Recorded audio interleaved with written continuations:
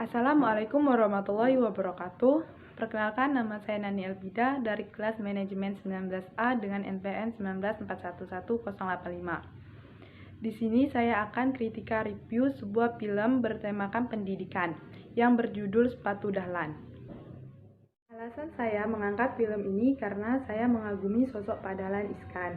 Keteguhan beliau dalam menggapai cita-cita tanpa mengeluhkan keadaan ekonominya.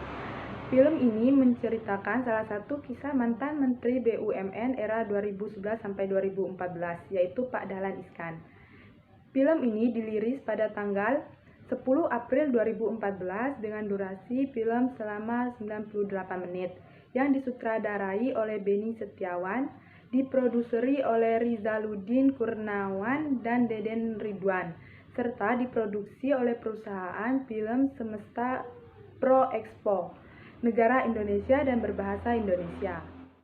Pemeran dalam film Sepatu Dahlan yakni yang pertama ada Aji Santosa sebagai Dahlan yang mempunyai sifat pantang menyerah. Yang kedua ada Ki Naryosi sebagai Ibu Dahlan yang mempunyai sifat penyayang.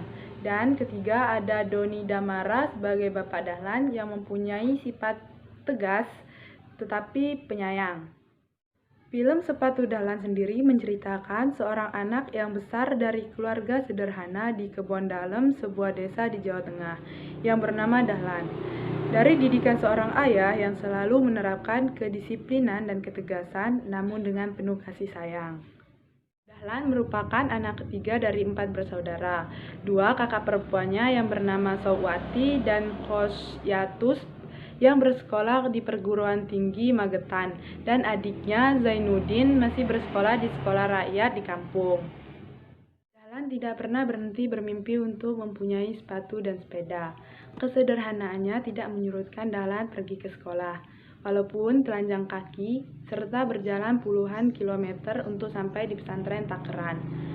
Sebuah pesantren yang didirikan oleh leluhur Bapak Dahlan, dan tidak jarang kaki Dahlan lecet bahkan melepuh. Di pesantren Takeran sendiri, Dahlan mempunyai 5 seorang sahabat yang bernama Fadil, Arif, Imran, Kadir, dan Komariah. Sejak kelas 2 Sanawiyah di pondok pesantren Takeran, Dahlan mulai aktif dalam organisasi dan kegiatan sekolah, sehingga ia terpilih menjadi kapten tim bola voli pesantren Takeran. Hingga pada suatu hari, tim bola volinya dapat mengikuti lomba bola voli tingkat Kabupaten Magetan dan berhasil menjadi juara. Pada awalnya, Dahlan dan teman-teman sempat putus asa karena dalam pertandingan diwajibkan memakai sepatu.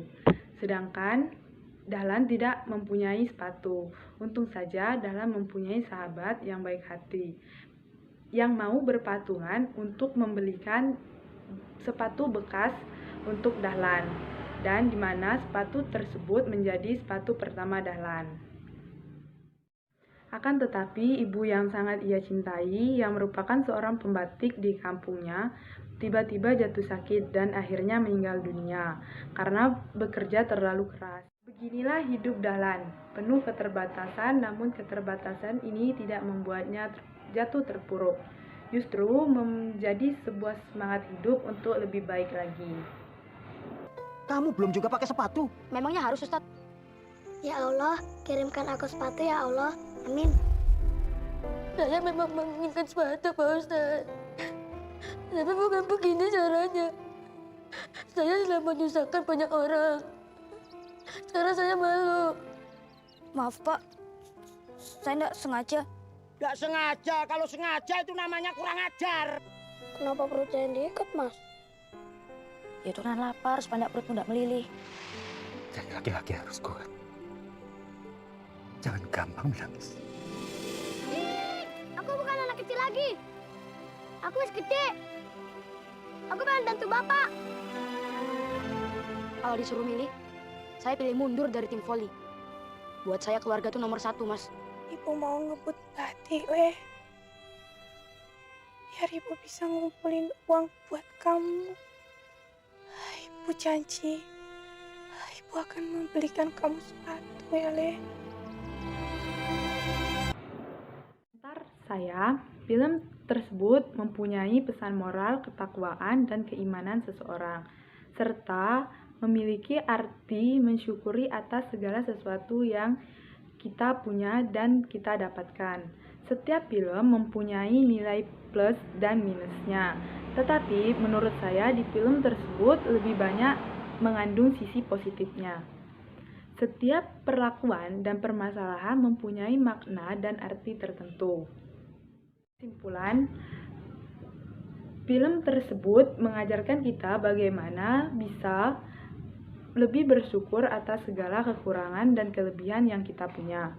Keterbatasan sebenarnya akan menjadi lebih indah tergantung bagaimana kita menyikapinya. Sekian dari saya. Mohon maaf bila ada salah dalam penyebutan kata. Saya akhiri, wabillahi taufiq wal hidayah. Wassalamualaikum warahmatullahi wabarakatuh.